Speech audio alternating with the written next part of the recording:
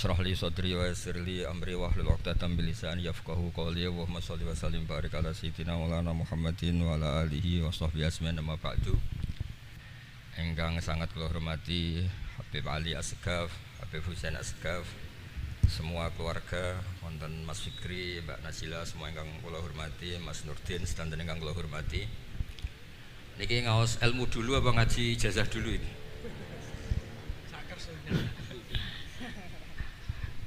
Ini kok malah aneh. Mboten usah ribet. Mboten cek 1 2. Pakai ini aja, tidak usah ini aja.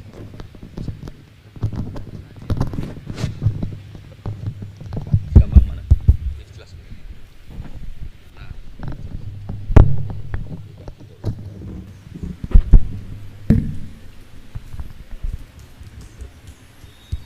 Ya, niki ngaji ilmu dulu, nanti bagian terakhir ijazah. Bismillahirrahmanirrahim. Ini riwayatul Bukhari. Haddatsana Abdullah bin Yusuf, haddatsana Les, haddatsana Sa'id al-Maqburi an Nabi Hurairah radhiyallahu anhu qala Nabi sallallahu alaihi wasallam. Ma minal anbiya'i nabiyyun illa qad u'tiya minal ayat ma mithluhu amana alaihil bashar. Wa inna ma kana alladhi utituhu wahyan awhahu wa ilayya fa arju an akuna aktsarahum tabi'an yaumal qiyamah. Dados kita tahu semua nabi itu punya mukjizat, ya, semua nabi itu punya apa? Mukjizat. Mukjizat itu hal yang luar biasa yang memastikan manusia itu tidak bisa menyainginya atau menandinginya. Dan rata-rata mukjizat nabi dulu itu fisik. Misalnya ontanya Nabi Soleh itu kan onta tapi keluar dari batu, itu kan aneh, aneh sekali. Atau tongkat Nabi Musa bisa simsalabim mengeringkan laut apa? Merah. Semua nabi itu punya mukjizat dan semuanya berbentuk fisik. Kecuali mukjizatul Rasulullah sallallahu alaihi wasallam itu berupa Al-Qur'an. Al-Qur'an itu konsep ilmiah. Terus kata Rasulullah sallallahu alaihi wasallam, tapi saya karena Quran itu justru berharap pengikutku besar dan sampai hari kiamat. Sekarang kita logika ya.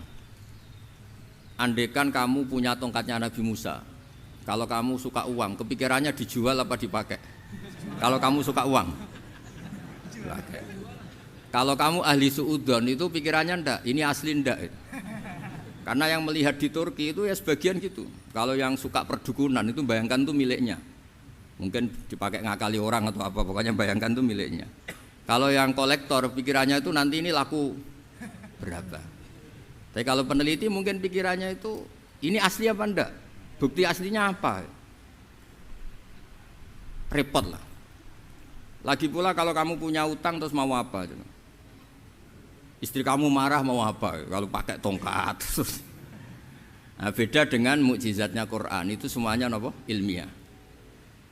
Orang yang sedang harmonis dengan istri bisa pakai ayat di antara ayat-ayat Allah itu apa? Wa ja'ala bainakum mawaddatan warahmah. Nanti kalau ditakdir cerai, saya tidak menyarankan cerai. Kalau ditakdir cerai, itu masih dimotivasi sama Allah. Wa iyatafarraqa yughnillahu kullam min sa'ati. Jika suami istri itu cerai, jangan-jangan suaminya dapat istri lebih baik, istrinya nanti dapat suami lebih baik. Jadi yang masa lalunya ada prahara. Kan banyak orang suaminya meninggal ketika nikah lagi ditanya, kangen sama suami pertama, alhamdulillah ini lebih baik. Padahal suaminya yang meninggal itu berharap istrinya ini kangen, ternyata dia sudah syukur dapat suami yang lebih baik. Jadi Quran itu menunggui kita ila yaumil qiyamah. Kita tidak bunuh diri, itu ya barokahnya Quran. Karena problem apapun kita dinasihati apa sabar, apa dinasihati sabar. Kan nggak mungkin kamu pegang tongkatnya Nabi Musa, punya masalah apa saja ngelihat tongkat, bisa apa tongkat. Tapi kalau Quran kan nasihat, solusi.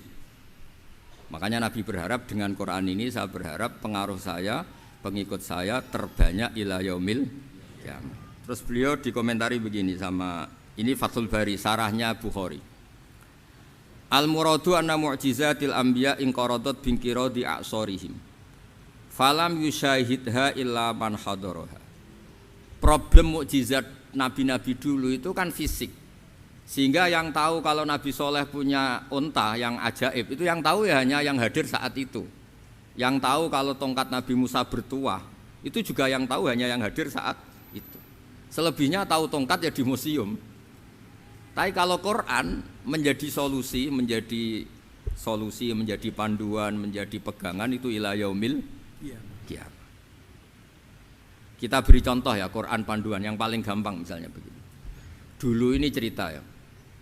Dulu itu ada orang kafir cerdas namanya Jubair bin Mut'im. Itu saking pinternya dia, pinter juga tokoh. Itu sebagai delegasi pembebasan Asra Badrin. Jadi tawanan-tawanan perang Badar itu mulai dulu ya ada negosiasi mau dibebaskan. Terus orang-orang kafir ini menugaskan namanya Jubair bin siapa? Mut'im. Ini ada di Bukhari. Karena ini ngaji di Jakarta. Kalau orang nggak tahu hadis juga tanya ini sahih ndak itu. Wong nggak tahu kok tanya itu aneh-aneh. Padahal kalau dibodoni itu ya nggak tahu, tapi ya tetap tanya hadisnya ini sahih enggak? Ini kata kiai apa kata nabi ini ya? Memangnya kata nabi kamu dengar kan ya lewat kiai. Emang. Setelah itu Jubair itu datang ke Medina, dengerin ya, datang ke mana? Medina. Kemudian dengar Nabi baca Wattur pas sholat maghrib.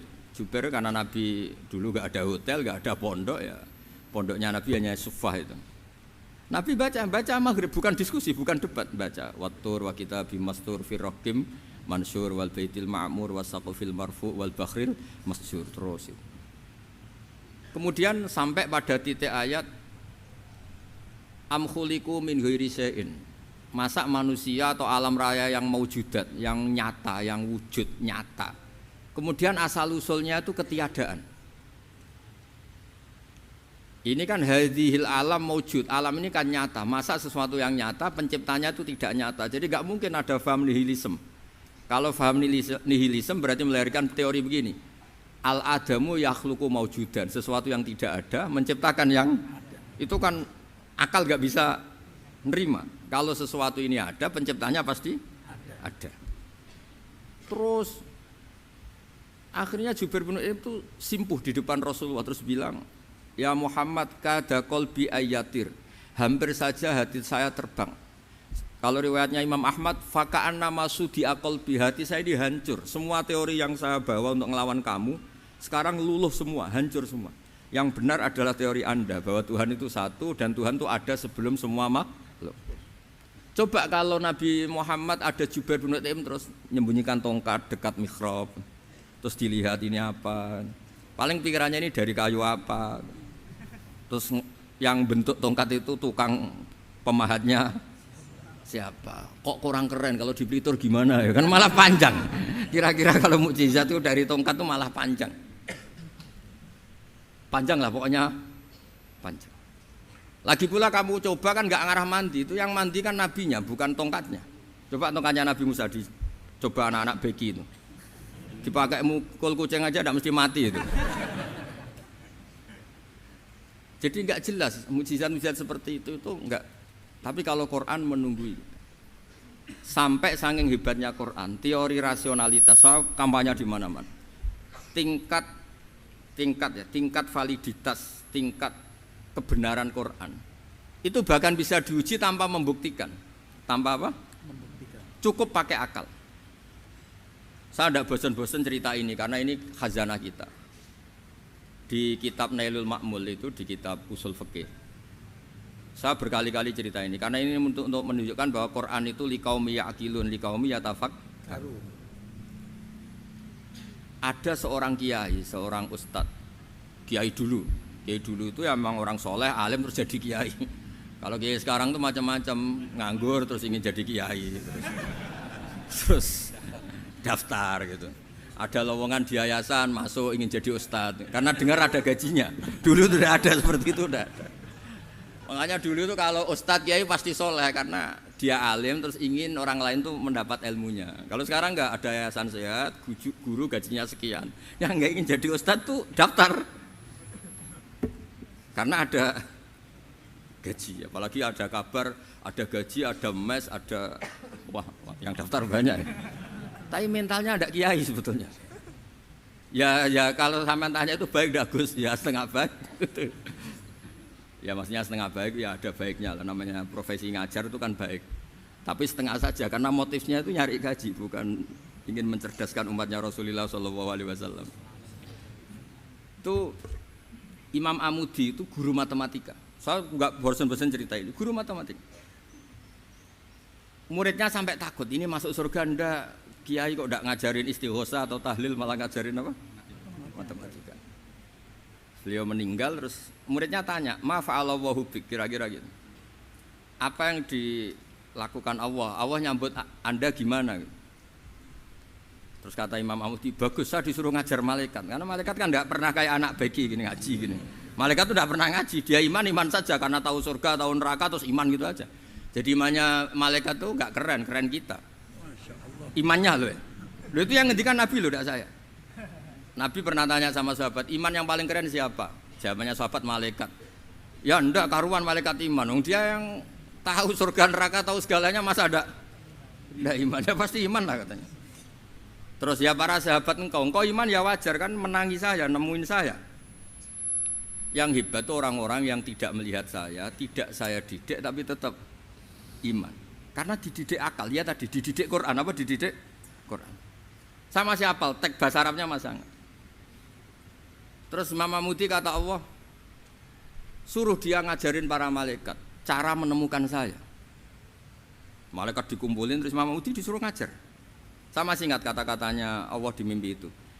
Istadilla ala wahdaniyati bihadrati malaikati. Tolong ajarkan cara menemukan saya padahal Anda ini manusia yang tidak melihat saya. Anda di Jakarta kan lihatnya gedung-gedung. Paling jadi khayal terus nikmat lah, Anda ikut punya tapi ikut nikmati. Itu orang desa-desa kalau ke Jakarta itu pokrol. Wah, di Jakarta itu gedungnya tinggi-tinggi, tidak kayak kampung sini. Lo udah ikut punya, ikut bangga. Di Jakarta orangnya cantik-cantik, tidak kayak orang sini. Padahal dia ya tidak dapat orang cantik gitu. Jadi Allah itu saking pinternya, miskin-miskin ya bisa berkhayal dan bahagia. Nah, itu alhamdulillah betul. Akhirnya itu apa ini anak-anak begini saya tak niati ngajar standar anak-anak akademik. Terus pertama yang diajarkan hanya bilang gini, sama siapa teknya? Ya malaikat wahi para malaikat. Terus beliau bilang, nisbatus naini wassalasah ila mala nihayata lahu nisbatul far'i ilal asli. Angka itu jumlahnya berapapun 2, 3 sampai triliunan. Semuanya itu nisbatul far'i ilal asli. Bin nisbat ilal wahid nisbatul far'i ilal asli. Angka 2 ya cabangnya 1, 3 ya cabangnya 1, 1 triliun ya cabangnya 1. Tetap yang asal usul adalah angka 1. Itu nangis semua malaikat. Cara Jawa itu mandekman kue iman kaya imanku. Makanya imannya umatur Rasulullah SAW itu PD-nya yakinnya kayak imannya malaikat. Kalau Tuhan itu 1. Karena angka agak bisa dimulai kecuali dengan angka 1. Makanya nisbatus naini wassalasah ila mala nihayatalahu iku nisbatul far'i ilal asli. Semuanya itu nisbatnya cabang ke induk. Berarti semua alam raya ini tetap asal usulnya 1, yaitu qul huwallahu ahad. Nah, itu namanya akal. Umatnya Rasulullah itu ditinggali mukjizat akal lewat panduan Quran, sehingga meskipun kita tidak menangi Rasulullah, tidak menangi sahabat, kita tidak tahu malaikat Jibril, tapi cara iman kita ini tidak kalah keren. Yakin, hakul, yakin. Terus kedua, gambar. Kamu gambar rumah, gambar hewan, gambar apa saja, mesti dimulai 1 titik. Entah gambar kamu bagus, entah jelek, tetap dimulai 1 titik. Nah, titik ini namanya nuqtatul wujud. Semua alam raya dimulai dari 1 titik, yaitu nuqtatil wujud. Makanya Quran dimulai bismillah, dan bismillah itu dipilih sama Allah pakai pertama ba itu ada titik. Itu kata semua ulama, itu titik itu singkatan dari bi kana makana wa bi yakunu mayakun. Karena saya semuanya ada. Bi itu karena saya. Jadi makanya santri-santri beki tidak usah bayangkan kamu jadi wali terus bisa terbang ke Mekah, tidak usah. Kalau terbang ke Mekah ya sudah umroh aja bayar. Kalau enggak ya maklaran KBH atau apa. Pokoknya cari gratis. Ya gratis kan ya. Dapat orang 10 gratis 1. Terus orang enggak umroh-umroh dirayu-rayu supaya umroh. Repot. Itu pelanggaran fikih itu. Kalau orang punya utang itu wajibnya hanya utang dulu gitu. Wah repot. Saya itu juga sering bingung di kampung-kampung. Gus sama umroh. Kenapa? Dapat gratisan. Minta uang saja buat nyaur utang, nggak boleh Gus. Wah, secara fikih yang wajib itu nyaur utang bukan umroh. Nggak boleh Gus diminta uang, nggak boleh, harus umroh. Udah gitu saya ini bingung Gus mau umroh, nggak nikmati. Kenapa? Disuruh ngajar Gus. Repot semua kalau ibadah mergawe ya gini bingung semua. Ya saya mohon anak-anak BK semua yang seneng Quran itu harus seneng sampai kayak saya sehingga tahu istidlal mencari Tuhan dengan cara tauhid yang berbasis akal itu sedzahir imannya malaikat. Jika di klasmen iman itu manusia ulul ilmi, kita-kita yang nekuni ilmu itu nomor 1 prakteknya. Karena nomor 1 itu Allah karuan kan syahidah wa, Allah kan enggak tertandingi syahidah wa annahu la ilaha illa huwa, terus wal malaikatu. Malaikat kan karuan karena langsung menyaksikan surga dan ketiga apa? Wa ulul ilmi. Berarti prakteknya kan nomor 1. Kalau kompetitornya semuanya manusia, ulul ilmi nomor berapa? 1 kan? Nah nomor 3 kan dari Allah, malaikat, ulul ilm. Berarti kalau kompetisinya antar manusia nomor berapa? 1 kan? Nah kenapa ulul ilmi di nomor 3 kan tapi dari Allah, malaikat, ulul. Kerennya kayak apa? Karena cara iman ulul ilmi itu enggak ada ragunya sama sekali. Kamu ragu enggak kalau 2 itu cabang dari 1, asal-usulnya 1? Enggak pernah kan ragu kan? Semua gambar seruat apapun dimulai dari 1 titik, ragu enggak? Enggak kan? Nah imannya umatnya Nabi karena dipandu oleh Quran itu seyakin itu, sehakul yakin itu. Nah itu terus Jubair bin Mut'im jadi iman. Am khuliqu min ghairi syai'in am humul khaliq. Terus kata Allah lagi, kalau kamu tidak percaya saya yang bikin langit bumi ya gampang dong. Kamu saja yang ngomong kalau kamu yang bikin. Paling orang sepakat kamu stres. Terus hanya ayat gitu, am khalaqus samawati wal ard. Kalau kamu tidak yakin Allah yang bikin ya silakan Anda klaim saja kalau kamu yang bikin langit bumi. Bala yuqinun. Kamu juga enggak mau kan dibilang stres. Nah ini terus saya teruskan ya. Makanya mukjizat terbesarnya Nabi adalah Al-Quran. Karena Al-Quran itu cerita tentang hukum-hukum akal, cerita tentang logika-logika peradaban. Misalnya logika peradaban, contoh paling gampang. Di Quran itu ada sekian ayat yang Allah cerita peradaban. Misalnya wa ahsinu innallaha yuhibbul muhsinin. Itu dikutip terus kemudian disimpulkan dalam peradaban. Kata Sayyidina Ali karramallahu wajhah ngendikannya gampang. Ahsin man syi'ta takun amirah. Kamu berbuat baik saja sama seseorang, maka otomatis kamu akan jadi pemimpinnya. Ada orang enggak tamat SD, enggak tamat papa, gobloknya minta ampun. Tapi karena gaji seorang pakar. Oh, kamu tak gaji 1 bulan 1 miliar. Perusahaan saya jadikan besar. Itu dikongkan ngalor ngidul ya nurut. Hanya karena dia ihsan. Terus wastaghni amman syi'ta takun nadhira. Ya, saya ulang lagi. Wastaghni amman syi'ta takun nadhira. Dan kamu jangan butuh orang lain, siapapun dia, maka kamu akan setara. Misalnya ada menteri orang antri mau salim, tapi kamu tidak butuh kan tenang saja. Tapi kalau kamu butuh, habis kamu. Ya kan, kamu tidak butuh seseorang, maka kamu posisinya akan setara. Kamu harus sopan karena punya utang jasa. Kalau nggak punya apa-apa kan setara. Ya enggak? Misalnya kamu jajar rektor atau jajar menteri, jajar apa saja. Kalau kamu tidak punya utang kan, kamu jajar menteri tidak punya utang. Sama jajar satpam tapi punya utang, takut mana?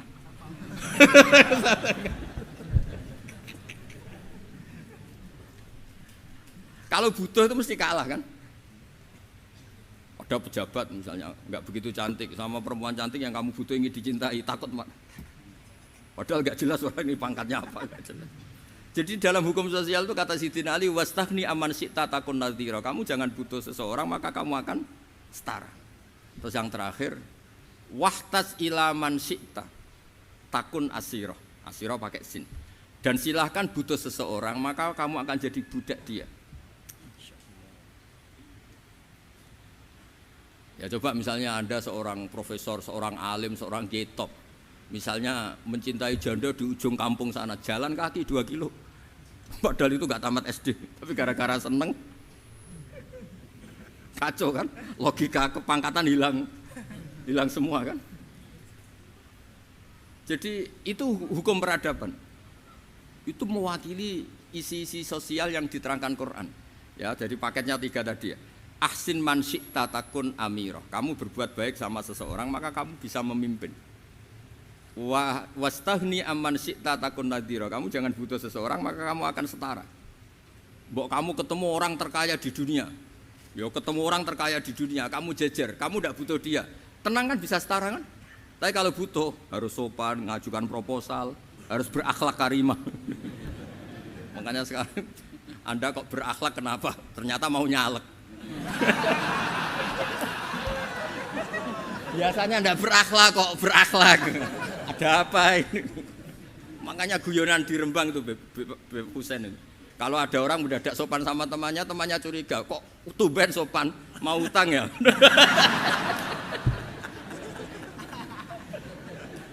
Zaman akhir itu kacau.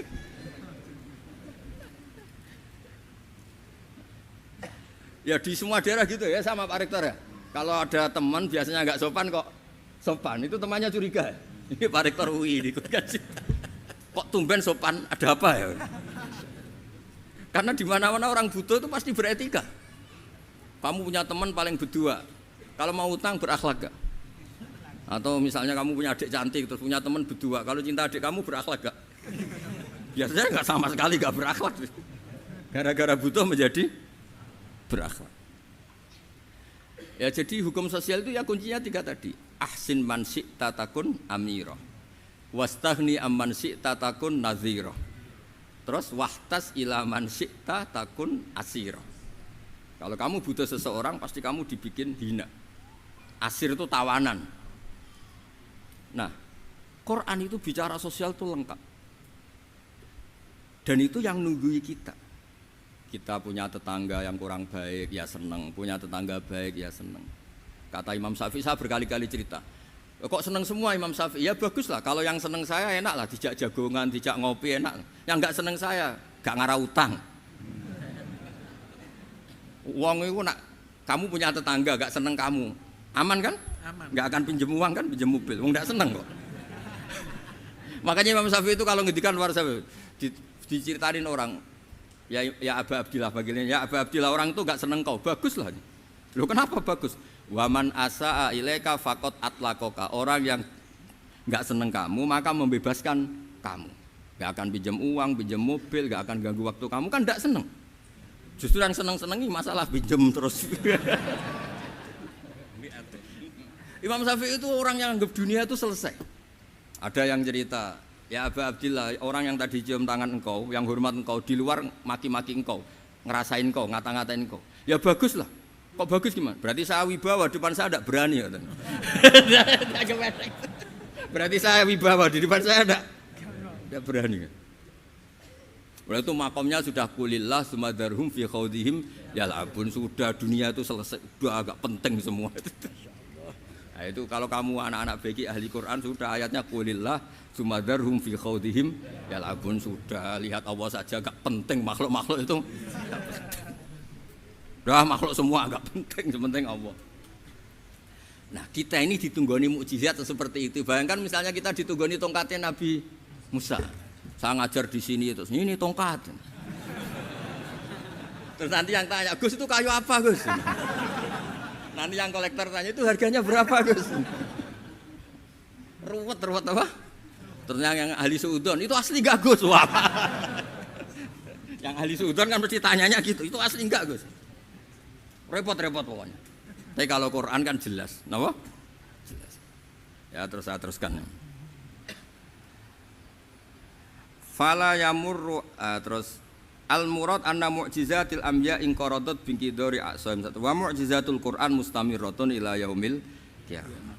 Wa kharquhu lil adat fi uslubihi wa balaghatihi wa ikhbarihi bil maghibat.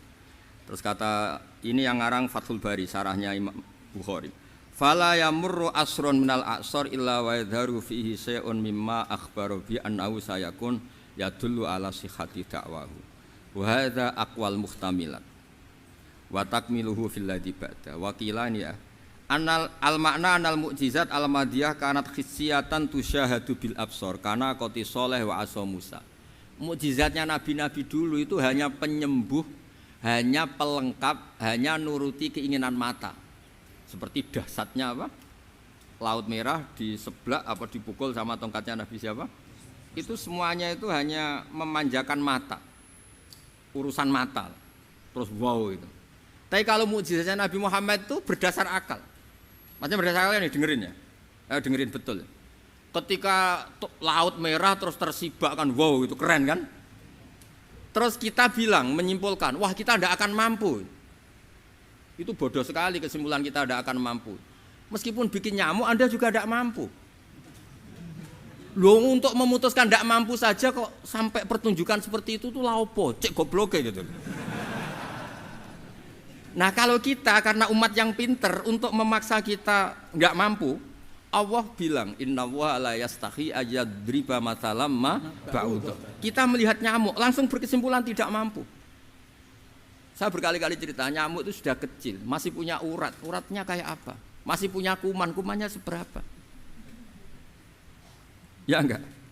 Nyamuk itu kecil, punya organ tubuhnya punya urat. Itu kalau kamu pinter, antara tongkatnya Nabi Musa menyibak Laut Merah sama nyamuk itu sama-sama berkesimpulan melahirkan satu faham bahwa kita tidak. Loh untuk memaksa tidak mampu saja kok nunjuk pertunjukan ada onta keluar dari batu. Nakotu soleh, ada tongkat yang bisa mengeringkan Laut Merah. Cik goblok ya. Lah kita alhamdulillah tidak jenis goblok yang seperti ini. Untuk ikrar bahwa Allah itu hebat ala kulli syai'in cukup lihat nyamuk. Kagum kan? Sudah tidak usah bikin hidup. Saya berkali-kali mencontohkan. Para pemahat tak suruh bikin patung gajah itu mampu. Tak suruh bikin patung nyamuk kalau bisa. Nyari materi dari apa coba? Gampang mana bikin patung gajah sampai patung nyamuk? Gajah, makanya Allah bikinnya contoh itu untuk ijaz itu pakai nyamuk bukan pakai gajah. Itu kalau ustadz-ustadz yang agak jorok malah contohnya nyamuk Gus. Itu kecil. Itu kayak apa? Di dalamnya dia hamil kan? Itu anaknya kecil lagi, telurnya kecil lagi itu gimana itu cara bikin itu? Makanya di sini ada kitab Itqon itu komentarnya itu lucu. Ini kitab Al-Itqon karangannya Imam Suyuti. Ini persis komentar saya tadi yang kata Imam Suyuti pengarang kitab Itqon. Wa ya imma khissiyah wa imma aqliyah. Jadi mukjizat itu ada yang fisik bisa dilihat indra, panca indra bisa dilihat akal. Wa aktsaru mu'jizati Bani Israil kanat khissiyah li baladatihim. Bilada itu goblok. Wakil lati basairihim. Dasar wong goblok. Mukjizat kok ngenteni sing wow. Maksudnya dasar wong untuk ngakui Allah hebat saja kok nunggu halal yang seperti itu gitu. Paham gitu? Mergo likil lati napa aklihim. Wa aksaru mu'jizati hadil ummah aqliyatun li farati dzakaihim wa kamali afwahihim. Dan mukjizatnya umat ini semuanya berdasar akal karena sudah cerdas. Jadi andaikan kita melihat tongkatnya Nabi Musa menyibak Laut Merah dengan melihat nyamuk, kesimpulan kita sama-sama wow, sama-sama keren, sama-sama memastikan kita tidak mampu. Makanya terus Quran menerangkan kita wa ma min dabatin fil ardi wala ta'iri yatiru bi janahihi illa umamun amsalukum. Jadi keseharian kita lihat burung kok terbang. Itu sudah ayatun min ayatillah.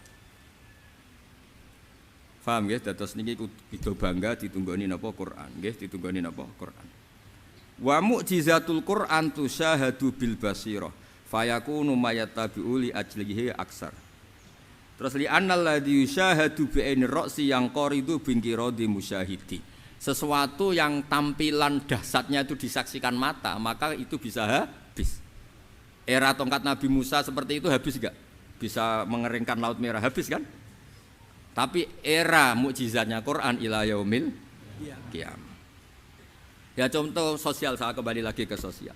Kamu punya teman awet atau punya istri awet, itu konsepnya ya wal kadhiminal ghaidh itu agak gampang tersinggung. Coba kalau kamu setiap tersinggung putus, setiap tersinggung habis, kamu tidak punya teman, tidak punya istri. Sampai kita awet seperti ini, kalau kecewa ya wal kadhiminal ghaidh ngempet. Termasuk saya ini biasanya ngaji khusus terus baca gini ya kecewa. Tapi barokahnya diwarai Quran wal kadhiminal ghaidh ngempet Gus ngempet. Terus kecewa sama teman. Kenapa tidak putus? Karena wal afina aninna, sudah kalau kecewa maafkan.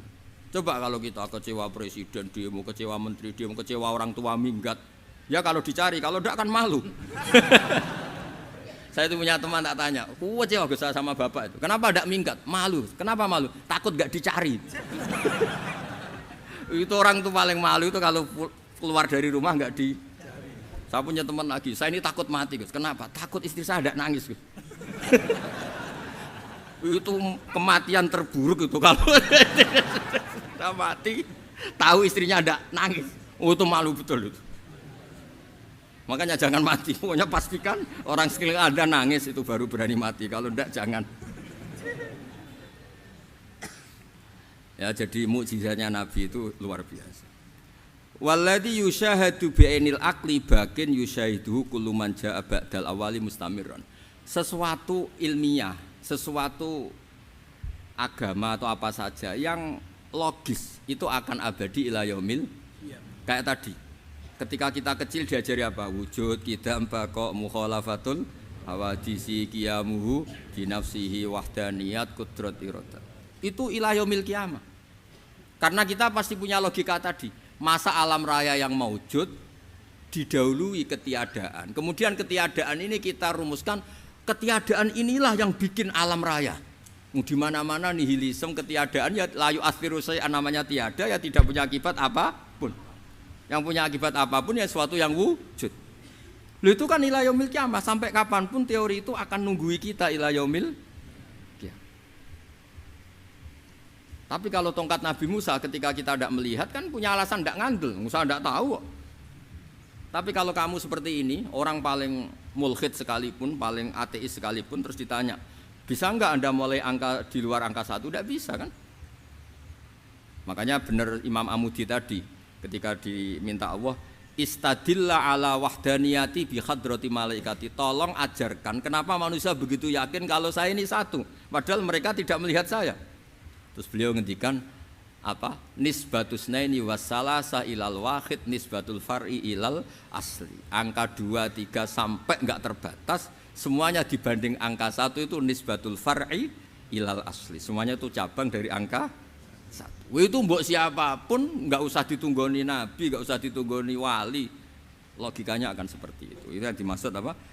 Walladzi yusyahadu bainil aqli bakin yusyahidu kul man ja'a badal awal mustamir. Ya ini masih ada waktu seperempat, ini ijazah. Kalau ijazah enggak boleh tanya, ijazah ini. Dan itu yang fotokopi lebih besar itu ijazah.